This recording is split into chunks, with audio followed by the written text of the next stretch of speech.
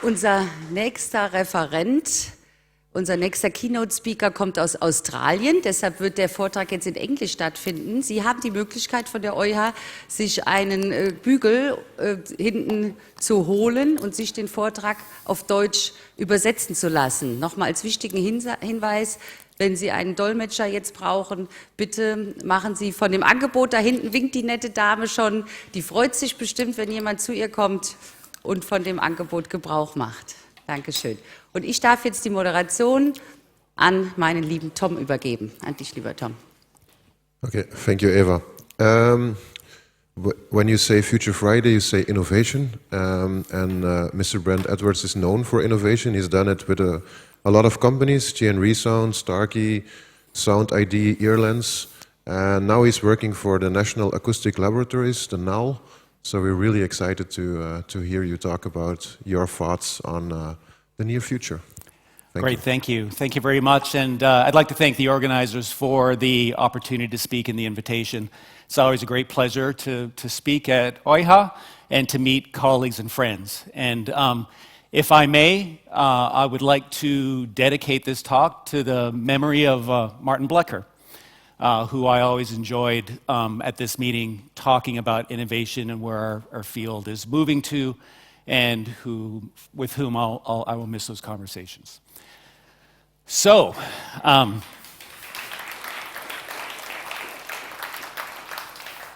let me start with a question for the audience. I have a series of audiograms on the screen, and I'd like you to raise your hand. See audiogram number 1, the one at the top. How many people would recommend a hearing aid if someone showed up at your clinic with that audiogram? Raise your hand. How many people would say you need a hearing aid? Not many. How about number 2? Audiogram number 2, the one in blue. How many would recommend a hearing aid for that person? Couple. How about number 3? How many would recommend? Okay, so now it's almost everyone. So this is how our world works. You know, someone comes in, we measure their audiogram, we make decisions about their need and whether we should treat them. Now, my organization in Australia, we have a couple hundred clinics, we have a couple 100,000 patients or clients, and 20 to 30% of the people who come into our clinics, we measure their audiogram and they look like number 1. They have what we would call normal hearing. So guess what happens with that person who's come in asking for hearing help? The audiologist says, congratulations, you have normal hearing. Come back in 5 years and we'll test your hearing again. Goodbye. And that's it. And I know this happens around the world. I'm sure it happens in Germany. But it begs the question, why was that person there in the clinic? Why did they come in, say that they have hearing difficulties and presumably asking for help? So I want to answer 2 questions that are related to this. One, do these people who walk in with what I'll call minimal hearing losses, do they actually need hearing help? Should we be concerned about them? And 2, if the answer to that question is yes, what do we do? What do you do to help someone who has hearing loss, but who has hearing needs, but they don't have any measurable hearing loss? So let's consider that first question. Do people with minimal hearing loss need help? Well, let's look at what the World Health Organization says about health disability in general, not just hearing, but all health. They define health disability and the need for health assistance by what is your bodily function, what are your activities, how do you participate in the world around you, but also what are the environment factors in which you live in? What about the people around you, the social situations, your environment? So when we think about the audiogram, that's the first dot point, the bodily function, but we really kind of ignore the rest when we make decisions on whether that person has hearing disability that we should be considering. Now, 2 years ago, WHO published a landmark report on hearing that got a lot of attention, and this is a quote from that report, basically saying that hearing thresholds, the audiogram, should not be used as the sole determinant of whether someone needs a hearing aid or a cochlear implant. That's pretty powerful when WHO says, don't do what we're all doing. Don't do what actually the whole world is doing. In the US, a couple years ago, there's a task force that looks at all aspects of healthcare, and makes decisions on preventative health. How can we improve the health of our population? And they looked at the question, should we recommend hearing screening for adults 50 years and older? Now, everyone in this room would probably say, absolutely, as soon as someone gets in their 50s, everyone should get an annual hearing screening from their GP. Well, this group came to the conclusion, no, that they did not recommend hearing screening for older adults. And the reason is because hearing screening fundamentally is like a simplified audiogram. And looking at the evidence, they concluded that pure tone thresholds in a screening would not be good at determining whether someone needs a hearing device or would benefit from it. That's also very powerful. But we all know this. We've known this for a long time. This is some epidemiological research from almost 40 years ago that shows that of all the adults who said they had a hearing loss, 20% of them actually had normal audiograms. Now, on the flip side, almost half the people, in another epidemiological study, almost half the people who actually had a measurable hearing loss, pure tone average greater than 25, said they had normal hearing. They didn't identify as having hearing difficulty. So all of this begs the question, why do we use the audiogram as our determinant of need and whether we should help someone and how we should help them? Well, I published this a couple years ago in order to try to think about the world of people with hearing dysfunction. This column here are people who have what we would call normal audiograms. Pure tone averages less than 25. This column here are people who actually have a measurable hearing loss, according to the audiogram. Let's call it clinical hearing loss. This row are people who, if you ask them, they say, I don't have any hearing problems. I've got no hearing difficulty. This row here are people who actually say, I've got hearing difficulty, I've got hearing problems, speech and noise, I might have a hearing loss. So I estimated the numbers in the US for each of these groups, and in Europe it'll be very similar, a little bit higher, but the proportions will be quite the same. If we consider the group on the right, those who have a measurable hearing loss, and this is who we all consider the viable market for hearing aids. When we talk about this, only 30% of people who need a hearing aid have them, is because we're looking at this group as the total viable market for hearing aids. So what are the numbers here? Of the people who have a measurable hearing loss, most of them, 26 million in the US, will say they don't have any hearing difficulty. So why do we include this group in our target market and the people that we want to fit hearing aids on? And why do we say we're not doing a good job? Because we're not fitting hearing aids on that group who don't want a hearing aid because they don't perceive to have any help. Like with any product, if you don't have a need, why would you get that product? So if you gave this group of people a hearing aid for free and put it in their hands, delivered it to their door, they wouldn't use it because they don't perceive a need. So the real market for us is this group down here. So this is the group with the measurable hearing loss. They know they have hearing problems. And again, in the US, that group, maybe 2/3 of them were actually fitting with hearing aids. So we're doing a pretty good job, but there's still quite a few people who have a measurable hearing loss. They know they have hearing difficulty, but they're rejecting hearing health care for some reason. So that's an opportunity, and that's something that we work a lot to try to address. And in the US, OTC hearing aids are going to be one possible solution for this group. But what I want to talk about is this group over here. The people who don't have a measurable hearing loss but say they have hearing problems. And as I said, 20 to 30% of the people who come to our clinics in Australia fall into that group. And in the US, I estimated the size of that to be 25 million. A lot bigger than the number of people who have a measurable hearing loss who know they have difficulty, by the way. So there's this very large group of people who are being ignored, they're not being serviced, solutions aren't being developed for them, but they have a hearing need. But we ignore them, and we actually tell them, you don't have any hearing problems because they don't have a measurable hearing loss according to the audiogram. So is any of this making sense anymore? Hopefully, you're starting to think about what you do in your practice and going, am I doing everything as well as I can here? And so that's part of the message that's gotten me thinking, how can we help this group? And what can tell us that they have a need if the audiogram isn't? So there must be another way that we can, in a validated way, confirm that they have problems and validate their need. And this, I think, was beautifully summarized, this arbitrary number of 25 dB pure tone average this paper talks about the history of where that came from. And indeed, it is rather arbitrary. There are reasons that it was created, and we have the categories of 25 and 40 and 70 for moderate and severe. But this idea that if you're better than 25, you're fine. If you're greater than 25, then you need a hearing aid is fundamentally flawed. And hopefully I've given you a little bit of evidence over the past few minutes of that.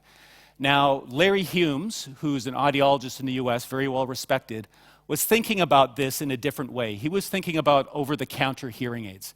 Now, if you're going to get a hearing aid in a pharmacy or an electronics shop without an acoustician or audiologist to measure your hearing, how do you know that you are a candidate for an OTC hearing aid? So what he concluded is a very reasonable approach is to use a validated questionnaire of hearing need. And he suggested the HHIES, the Hearing Handicap Inventory for the Elderly short form, which is a questionnaire that's been around for 40 years. It's 10 questions, very easy to do, as possibly a way that people can identify whether they are a candidate for a hearing aid and should get one. So here are the 10 questions, and I won't read them out, but if you just read any individual, you'll see that these make sense. These are the kind of questions you would probably typically ask a patient or a client anyways about their difficulty. But the difference here is this is a validated questionnaire, and you score each question between 1 and 4. You sum it up, and you end up with an overall score between 0 and 4. You get a score between 0 and 40. The higher the number, the greater your self-perceived hearing need. So what Larry Humes did is he looked at a large database of over 10,000 people where they had both the audiogram and the HHIE score and looked at the relationship between the two. So this is the HHIE score going from 0 to 40.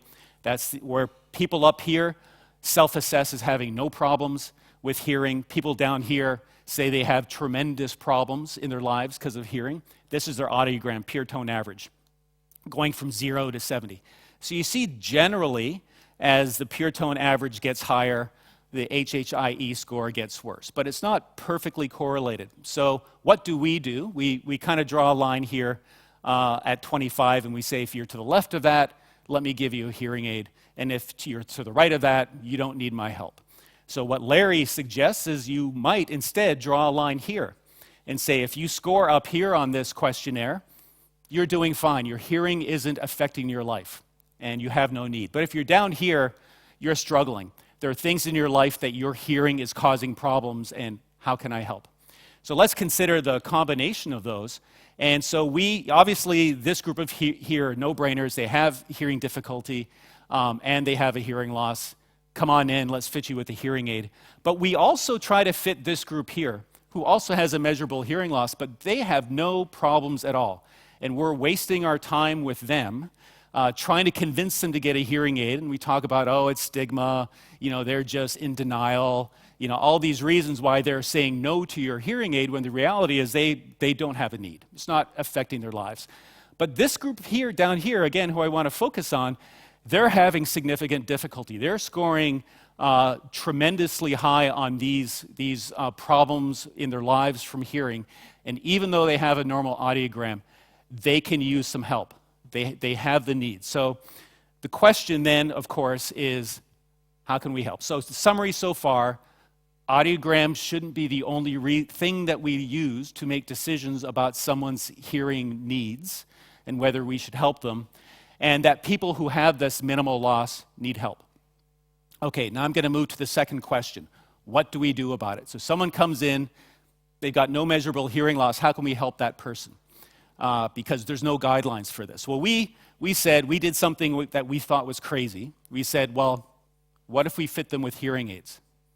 So that's exactly what we did. We recruited a bunch of people who said they had speech and noise difficulty, but they had no measurable hearing loss, and we fit them with high-end Phonak RICs. Now, we split them into two groups. We had the experimental group, and they had fully functioning RICs with flat 8 dB insertion gain, linear, so that the amplified sound was above the sound coming through the vent or the dome, with noise reduction, with directional microphones, and with beamforming, or stereo zoom, I think Phonet calls it. This group here, the control group, this was the placebo group. They got the same hearing aids, but we fit them with 0 dB insertion gain.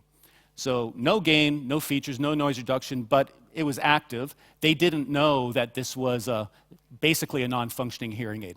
And the reason we did that is sometimes when you do these experiments, people tell you that the hearing aids are amazing even though they're not working. So if we wanted to see a difference between these two groups, so we knew it wasn't a halo effect and the benefit was real. Okay, so we did a lot of data collection in the laboratory and in the field. These are the audiograms of the average of the group that we fit. Again, I don't think anyone in the world hardly would recommend a hearing aid for this population. So I'm just going to show you a little bit of data that we gathered. So we had a bunch of questions that we asked them about. They wore the hearing aids for 6 weeks out in the real world. We did laboratory measures of speech and noise, and we had questionnaires in the field, questionnaires when they came back. This is an example. This is the results from the control group with the 0 dB gain. These are the people with a fully functioning hearing aids. On these questionnaires, the score goes from 1 to 5. So 5 means sort of a strong yes. If you look at this question, are you convinced that obtaining your hearing aids was in your best interest? The control group basically said no. The score is very low. Experimental group scored fairly high on that. Do you think your hearing aids are worth the trouble? Control group, very, very low score. They basically said no. The experimental group said yes. Think about that. Someone with no hearing loss says the hearing aid was worth the trouble for them in their lives.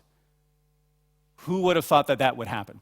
So for me, the most fundamental question was, okay, now that the study's over, would you like to continue to wear these hearing aids? Because that's, for me, the bottom line. Was it good enough you want to keep on using them? Going through the hassle of changing batteries or recharging and all of that stuff. The control group, every single person said no. And when we asked them why, they said, as you would expect, no benefit, uncomfortable, didn't like them. About 60% of the group in the people in the experimental group said yes. They wanted to continue to wear the hearing aids, and the reasons were it helped them. It helped them in the situations where they had hearing difficulty. So that was pretty amazing. Hearing aids can help people with no hearing loss, and enough that they want to use them, even after they've worn them for a couple months.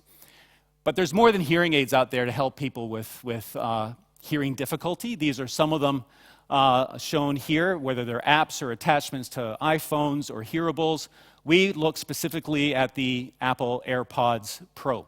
And these are our researchers who did this study or investigated the acoustics of these devices. A couple years ago, Apple created a feature that activated microphones on the outside. They called transparency mode, so you could hear the world around you while you're wearing these occluding devices. We measured the insertion gain in transparency mode, and you see a nice sort of 0 dB insertion gain, so it really is passing the acoustics of the world around you for you to hear. But last year, they introduced what they call headphone accommodation, and this turns AirPods into hearing aids. It adds gain and compression as a function of frequency, either with presets. You can select balanced tone or vocal range, slight, moderate, or strong gain, or you can enter the audiogram into your iPhone, and it'll program the AirPods for your specific hearing loss, if you can believe that. So we looked and said, well, what are these things doing? We measured the insertion gain from the AirPods for the presets. Here you see the gain as a function of frequency for different stimulus levels. So the gain goes something from 10 to 20 dB above 1,000 hertz, which for a mild loss is probably not too bad. We entered some audiograms to see what they would do specifically for specific audiograms, and we compared them to the NAL NL2 prescription. So what you see here in the solid line is what the AirPods did for gain as a function of frequency for the different levels of input. And the dashed lines are the NAL prescription, the NL2 prescription. So this is what a hearing aid would do, would be the recommended gain for hearing aids. And what you see is for speech level sounds, 65, the AirPods are pretty close to the NL2 prescription. So for speech level sounds, they're functioning very similarly to a standard hearing aid. For low-level sounds, the gain is much less than what we would prescribe. For high-level sounds, the gain is more than what we would prescribe. So it's not right on the prescription, but again, it's not that bad. We also measure the directionality and noise reduction, and I won't go through the details, just to say these can actually improve the speech-to-noise ratio fairly well with the technology in the AirPods today. So this gave us some confidence that the AirPods might help people if they have problems with speech and noise. And that's exactly what we did. We did a very similar study to the hearing aid study, where now, with this group of people with normal audiograms, we fit them with AirPods. And we said, when you are in a noisy situation, you want to understand speech, put in the AirPods and see how they help you. So for 6 weeks, that's exactly what they did. We did lots of laboratory measures of speech and noise and listening effort, and we have an app called the Now EMA app, where we can ask questions of them in the real world. So when they're at a restaurant, they can answer some questions about how they're doing. Here's an example of the data that we got from this. We have so much data on this, is incredible. One of the questions was, would you wear this device again in the future in a similar situation? Or are there any reasons you wouldn't? And so some of the people said, no, there's no reasons I wouldn't. I would do it next time. A lot of people said, you know what, I'm not getting much benefit, and so probably not. Or I'm feeling embarrassed by wearing these AirPods right now, and I wouldn't want to do it again. Or they're uncomfortable and they don't fit. So that's the kind of data we got from the field to understand how people are doing with their AirPods. We used the saddle, the satisfaction with amplification in daily life. It's a validated questionnaire that is used quite a lot to understand how people are benefiting from hearing aids. You can see the kind of questions here. They're pretty standard. Does it reduce the number of times you ask people to repeat themselves? You end up with a score from 1 to 7. The average for the AirPods here was 3.3. And you can see the distribution here of the different people. Now, when this survey was published in 2010, a typical hearing aid back then scored about a 5. So AirPods at 3.5 are, certainly on the low side of what a 12-year-old hearing aid would have done on the same scale. So not looking so good for AirPods so far, I guess I would say. So that fundamental question, once the study was over, would you continue to wear your AirPods in difficult listening situations? Of the 17 people, 12 said no.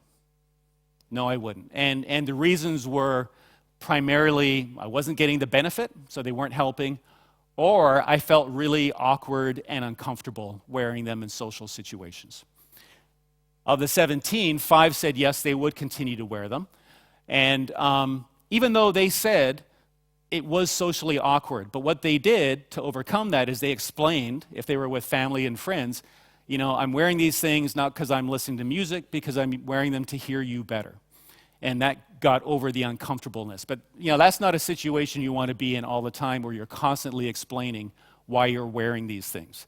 So I think the visibility and usability of the AirPods have a long way to go before they have a chance of really being accepted as an alternative solution for people with speech and noise difficulty. That being said, last weekend I was at a wedding, and lo and behold, there was someone in attendance wearing AirPods Pros the whole time. As I talked to him, and he said that morning, it was a Saturday, one of his hearing aids broke. And the clinic was closed. He couldn't go to the clinic to get it fixed until Monday, and he was gonna not come to the wedding, and then he realized, why don't I try this? So he put on the AirPods and he wore them for about 5 hours at the wedding and at the reception. And I kept asking him, how are you doing? Are these okay? He's like, they're not as good as my hearing aids, but it's better than nothing. And it's better than just wearing one hearing aid. So as a temporary replacement for a hearing aid, that was mind-blowing to me. What a great use for this. So maybe it's not all the time, but in an emergency, it can help. So to summarize, let me just say, let's think of something other than just the audiogram in order to try to understand whether someone needs your help. When I presented this to a group of people in England, someone said, wouldn't it be interesting if you did the HHIE survey in order to determine whether someone needed your help, and you only did the audiogram in order to figure out how much gain they needed. So you didn't use it at all to determine need or to explain what's going on. You used their assessment of need in order to understand whether you should think of a treatment. That being said, people who have these normal audiograms can benefit from hearing technology, including hearing aids, if they have good speech and noise features. And finally, as I said, let's not just rely on the audiogram in order to determine who we should be helping. So thank you for your attention.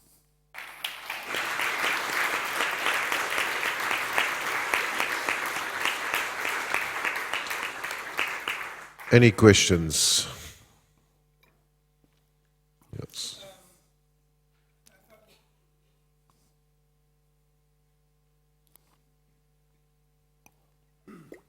Well, thank you very much. Great.